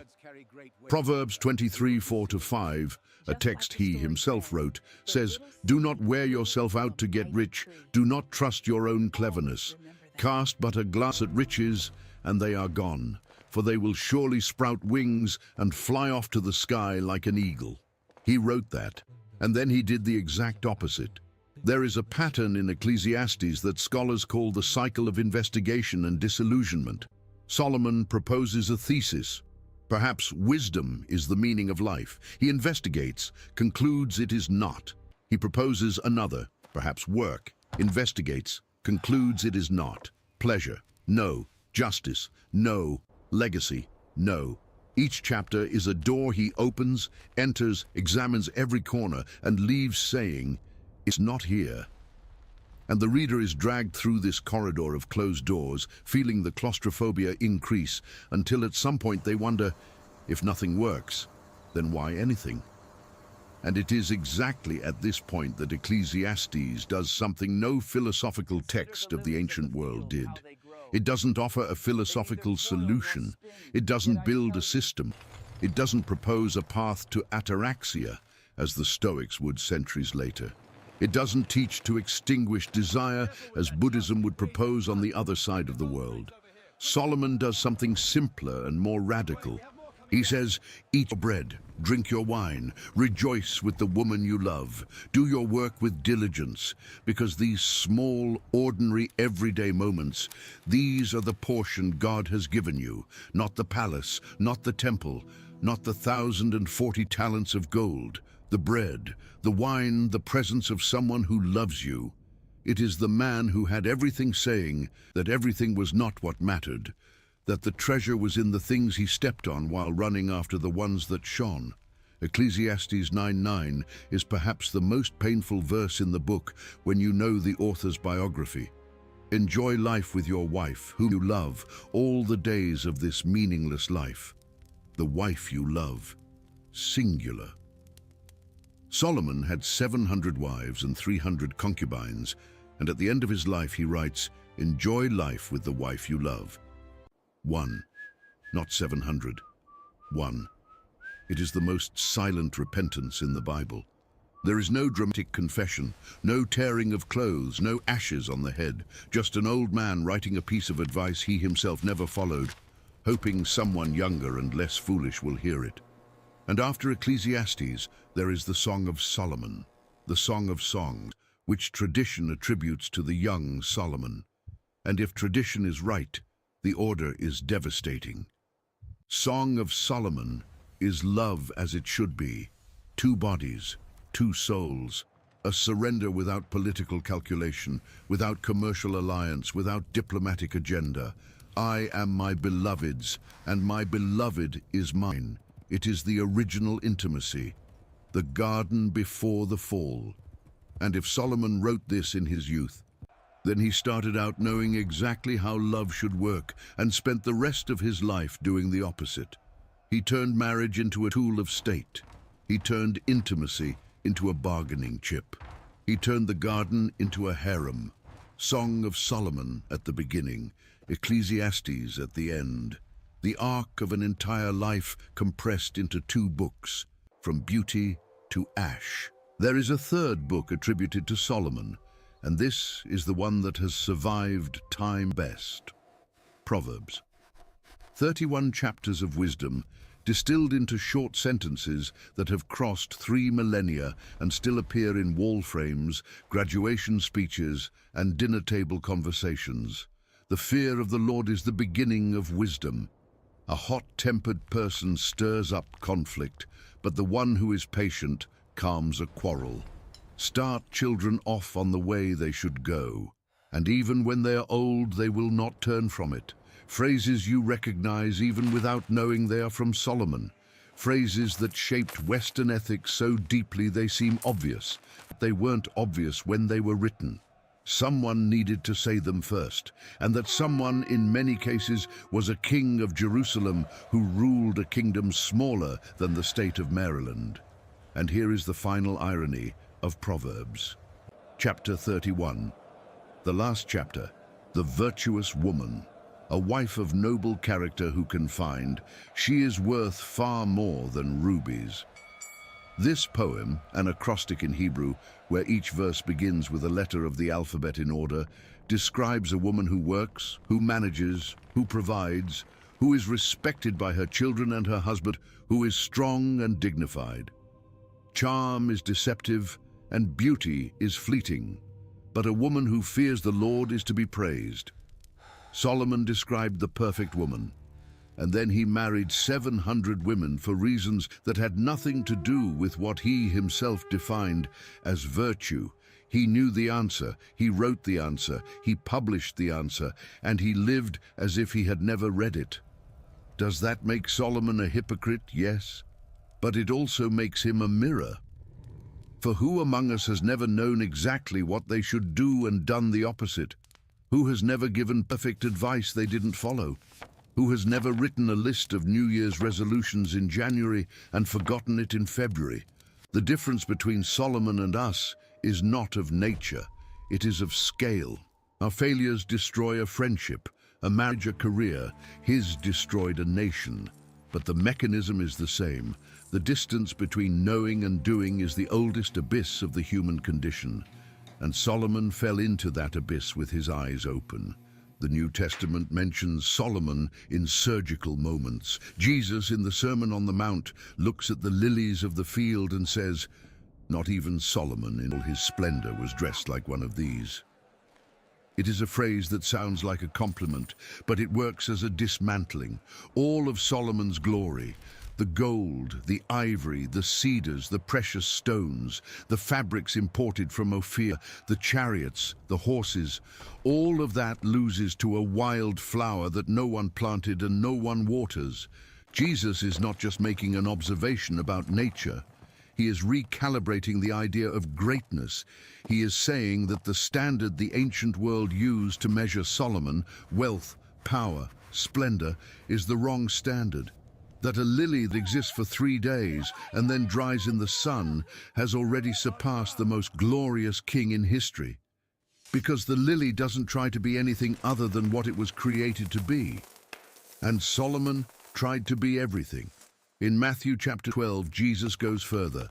The Pharisees ask for a sign, and he answers, "The Queen of the South will rise at the judgment with this generation and condemn it. For she came from the ends of the earth to listen to Solomon's wisdom, and now something greater than Solomon is here." The Queen of Sheba crossed deserts to hear the wisdom of a man. But there, standing in the middle of a dusty square in Galilee, was someone greater. And the Pharisees, who had memorized every proverb of Solomon, who quoted his texts in Sanhedrin debates, who venerated the builder of the temple, did not recognize what they were looking at. The same blindness, the same pattern. Wisdom is in front of you and you ask for another sign. The temple is being offered in flesh and blood and you demand a trick. And this connection between Solomon and Jesus is not accidental, it is architectural. Matthew opens his gospel with a genealogy that passes through Solomon. Jesus is called the Son of David, the same title Solomon carried. Jesus teaches with parables, the narrative version of Proverbs. Jesus is sought by foreigners, the Magi from the east, echoes of the Queen of Sheba. But where Solomon built temple of stone, Jesus said, "Destroy this temple, and in 3 days I will raise it up." And he was talking about his own body. Solomon's temple was plundered by Shishak, destroyed by Nebuchadnezzar, rebuilt by Zerubbabel, renovated by Herod, and destroyed again by Titus in 70 AD. 5 cycles of glory and ruin. The temple that Jesus offered, destroyed on a Friday and raised on a Sunday, was never torn down again. Solomon's story, seen from this angle, is a prologue, a magnificent and imperfect sketch of what would come after. The wise king who did not sustain wisdom pointed to a king who would be wisdom itself. The stone temple that did not survive pointed to a living temple that could not be destroyed. The conditional covenant that Solomon broke pointed to an unconditional covenant that no human failure could annul. Every failure of Solomon was an arrow pointing to the need for something that he, with all his genius, could not provide. Knowing was not enough. Building was not enough. Governing was not enough. It was necessary to be, and Solomon could never be what he knew he should be.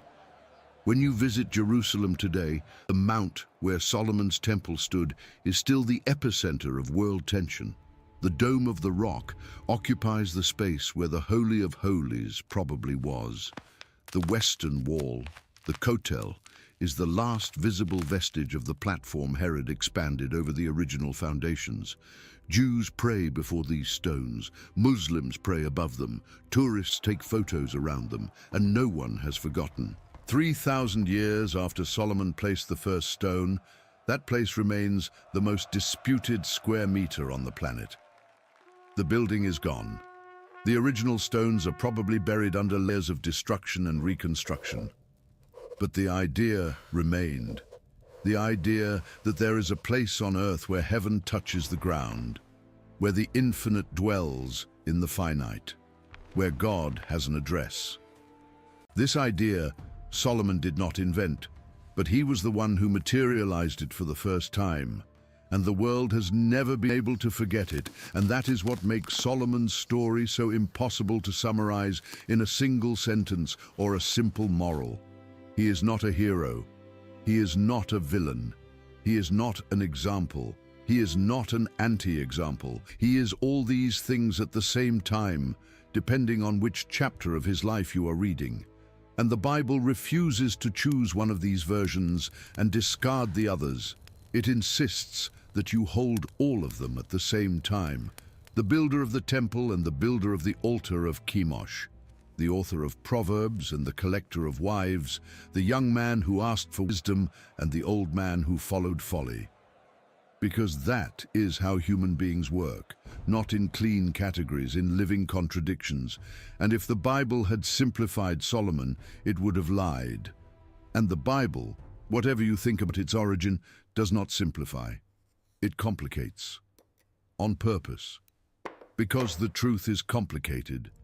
And any book that tells you otherwise is selling you something. And perhaps that is why Solomon never left the human imagination. 3,000 years have passed. Empires that made the kingdom of Israel look like a village were born, dominated entire continents, and disappeared. Rome, Byzantium, the Caliphate, the Mongol Empire, the British Empire, they all became chapters in history books.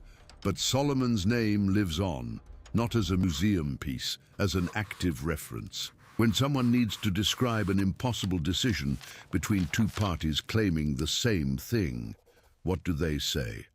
A Solomonic decision. When someone wants to talk about absurd wealth, what is the comparison? King Solomon's mines. When someone wants to describe wisdom beyond the ordinary, what is the adjective Solomonic? The man died around 930 BC and continues to be an adjective in languages that didn't even exist when he lived. Islam calls him Suleiman. In the Quran, he commands the winds, speaks with animals, rules the jinn, spirits that obey his orders. Ethiopian tradition goes further. The Kebra Nagast, the book of the glory of the kings of Ethiopia, states that Solomon's son with the Queen of Sheba, Menelik I, founded the Solomonic dynasty that ruled Ethiopia until 1974.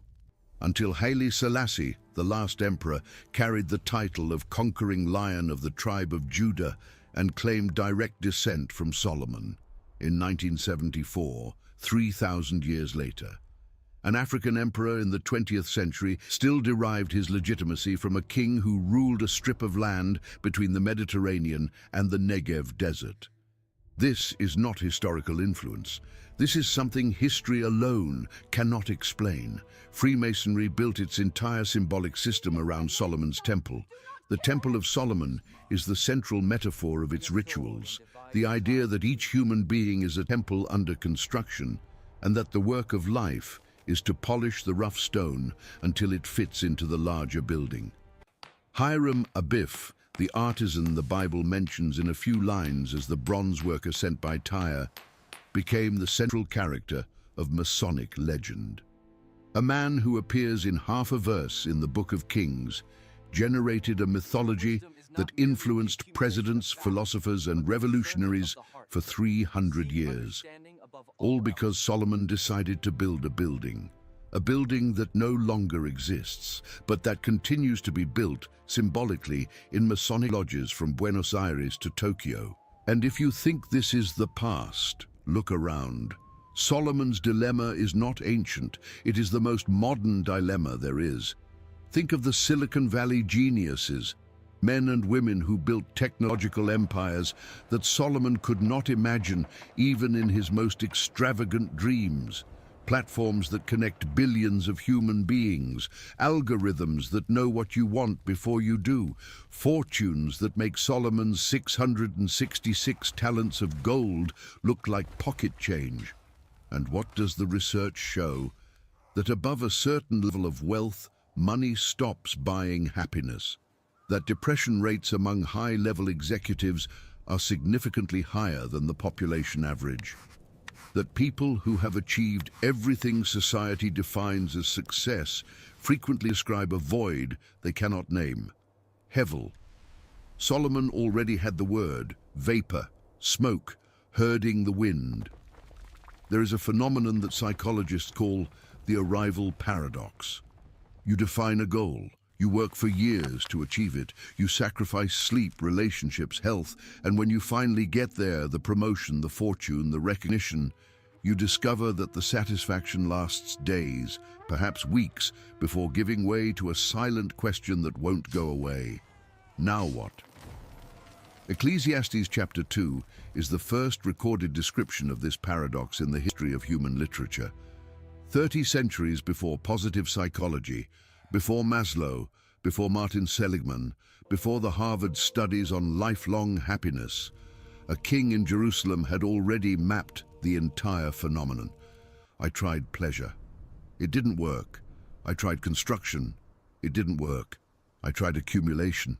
It didn't work. I tried knowledge. It didn't work. And the answer he found, eat your bread with joy, drink your wine with a good heart, enjoy life with the person you love, is essentially the same conclusion Harvard researchers reached after following 724 people for 85 years. What sustains a human life are not achievements. They are connections, relationships, presence, the shared bread, the wine served at the table with people who truly know you. But Solomon did not live what he discovered. And that is the point that makes this story inescapable. Because we are not talking about an abstract philosopher who theorized about life sitting in a garden. We are talking about a man who had unlimited access to everything, absolutely everything, that the human experience can offer. And he tested every possibility, and he mapped every result, and he wrote the correct conclusion, and still he could not apply it in his own life. If wisdom were enough, Solomon would have been the happiest and most faithful man in history. He was not. And if the wisest man in the world could not live according to what he knew, what does that say about the human condition? It says the problem was never a lack of information. The problem is something deeper, something at the level of the source code, not the interface, something Solomon could diagnose but could not fix. Paul of Tarsus, 1,000 years later, described the same problem with an honesty that echoes Ecclesiastes. For I do not do the good I want to do, but the evil I do not want to do, this I keep on doing. Romans chapter 7. It is the same abyss, the same distance between knowing and doing, the same inability of the human being to save themselves by their own understanding. And if Solomon is proof that wisdom alone is not enough, then the question his story raises, and which he never answered, is, what is enough? What fills the distance between knowledge and practice? What transforms knowing into being? The Bible has an answer to that question, but that answer is not in Kings, nor in Proverbs, nor in Ecclesiastes. It is somewhere else. And if you have followed this video this far, you probably already know where. Go back to Gibeon. Go back to that night. A young king sleeping on a stone altar after offering 1,000 burnt offerings. And God appears in the dream and asks the question that would haunt anyone who hears it. Ask what I shall give you. Ask what you want, that I give you, no limit, no prior condition, no form, no prerequisite. The most generous question ever asked. And Solomon, in his early 20s and with an unstable kingdom and the shadow of a giant father and the awareness of his own inadequacy, Solomon asks for wisdom. And it was the right answer. The Bible says explicitly that God was pleased. But what Solomon's story proves is that the right answer at one moment does not guarantee the right answers at all the moments that follow. That one good decision does not immunize against bad decisions. That character is not an event. It is a process. It is something sustained day after day, choice after choice, morning after morning, or it is lost so silently that you only notice when you look back and do not recognize yourself. And perhaps that is the most important thing Solomon's story has to tell you today. It's not that wisdom doesn't matter. It does. It's not that knowledge is useless. It isn't. It's not that building big things is wrong. It isn't. The message is different. The message is that none of this stands alone. That wisdom without humility becomes arrogance. That knowledge without practice becomes hypocrisy. That success without purpose becomes emptiness. And that life is not measured by what you build, but by what survives of you when what you built no longer exists. Solomon's temple was destroyed. The palace was plundered. The ivory throne disappeared. The gold was melted down and taken to Babylon. The 700 wives left no recorded offspring.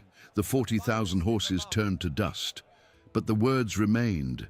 The fear of the Lord is the beginning of wisdom. That remained.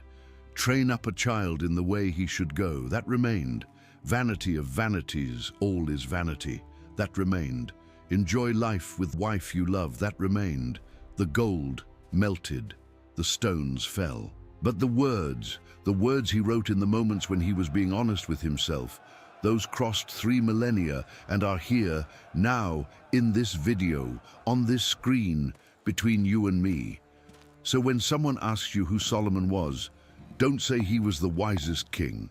Don't say he was the richest man. Don't say he was the builder of the temple. Say he was a man who received everything and discovered that everything was not enough. Say he was a man who wrote the truth and lived the lie. Say he was a man who began kneeling before God and ended kneeling before idols. And say that, despite all that, or perhaps because of all that, he left 3 books that still managed to make a stranger in the 21st century stop, look at their own life, and ask, am I building a temple or herding the wind? That is the true story of Solomon. Not the golden version, not the condemned version, the whole version, with the glory and the shame, with the wisdom and the madness, with the temple and the altar of Chemosh, because only the whole version works, only the whole version is honest, and only the whole version can do what true stories do, not give you a comfortable answer, but leave you with a question that won't let you sleep. God appeared to Solomon and said, "Ask what I shall give you."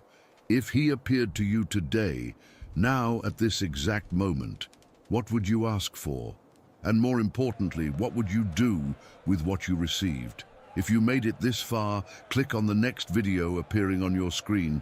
I prepared it for those who watched this one until the very end.